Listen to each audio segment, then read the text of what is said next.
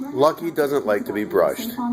Lucky's a cotton candy maker. He trails hair like it's just falling off of him. It's worse than Pigpen leaving dirt. This is his reaction to the brush. Come on. Come on.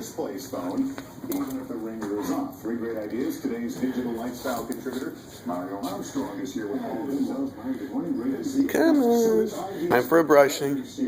It's like a 2-year-old going for a haircut. Come on. You got balls of cotton falling off you. Look what you're doing to the couch. Come on. All right. It's time for a little brushing. No? Come on.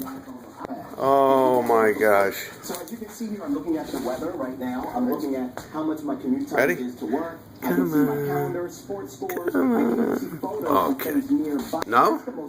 What's wrong with you? You know you like to be brushed. Restaurants and other things that are near my location. Granny, the wolf is here. The wolf. Help! Granny, the wolf. Help! It's a wolf. Granny. Help! Goodbye. I use the Gmail to-do list.